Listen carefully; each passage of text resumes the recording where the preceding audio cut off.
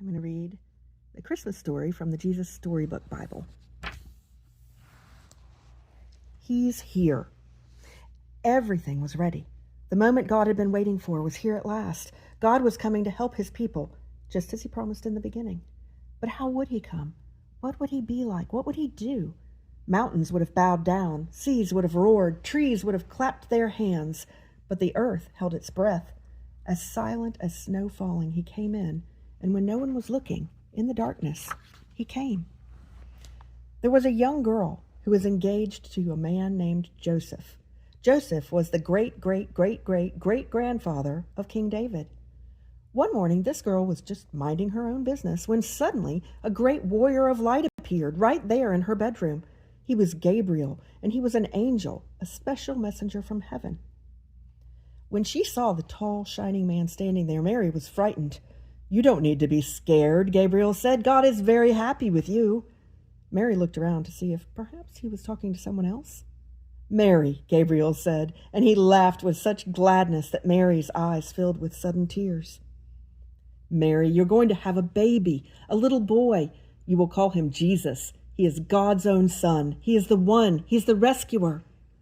The God who flung planets into space and kept them whirling around and around, the God who made the universe with just a word, the one who could do anything at all, was making himself small and coming down as a baby. Wait, God was sending a baby to rescue the world? But it's too wonderful, Mary said, and felt her heart beating hard. How can it be true? Is anything too wonderful for God? Gabriel asked. So Mary trusted God more than what her eyes could see, and she believed. I am God's servant, she said. Whatever God says, I will do. Sure enough, it was just as the angel had said. 9 months later, Mary was almost ready to have her baby. Now Mary and Joseph had to take a trip to Bethlehem, the town where King David was from. But when they reached the little town, every room was full. Every bed was taken. Go away, the innkeepers told them. There isn't any place for you. Where would they stay? Soon Mary's baby would come. They couldn't...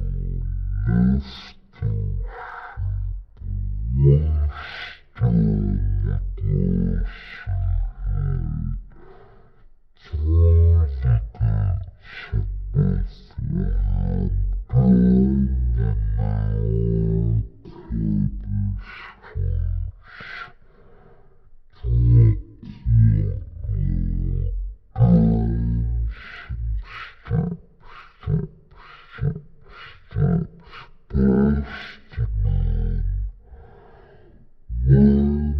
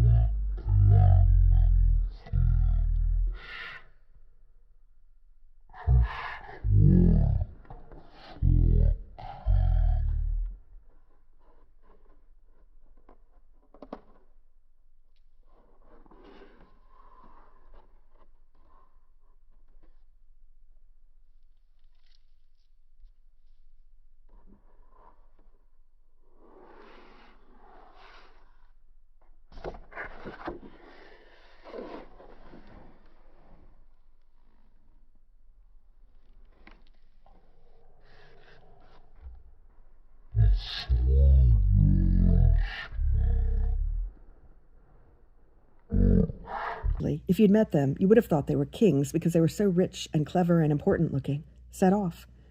They rode their camels across endless deserts, up steep, steep mountains, down into deep, deep valleys, through raging rivers, over grassy plains, night and day and day and night, for hours that turned into days, that turned into weeks, that turned into months and months, until at last they reached Jerusalem. Jerusalem was by far the most important city for miles around, and as anyone can tell you, that's where a palace would be, and kings are born in palaces. So that's where they went, but they were in for a surprise. They went to see King Herod. Surely he'd know where this baby was, but he didn't. In fact, he didn't like the sound of a new king. It made him cross. He didn't want anyone to be king except him. But Herod's advisers told the 3 wise men what was written in their books, what God had said about the baby king. Go to Bethlehem. That's where you'll find him. Suddenly, the star they'd seen in the east started moving again, showing them the way. So the 3 wise men followed the star out of the big city, along the road, into the little town of Bethlehem.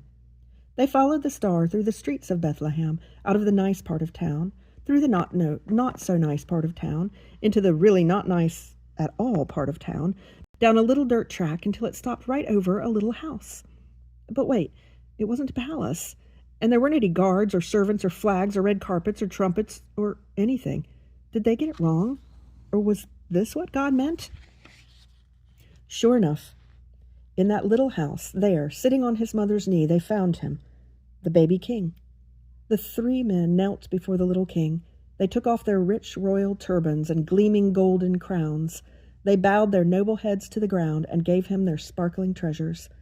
The journey that had begun so many centuries before had led 3 wise men here, to a little town, to a little house, to a little child, to the king God had promised David all those years before.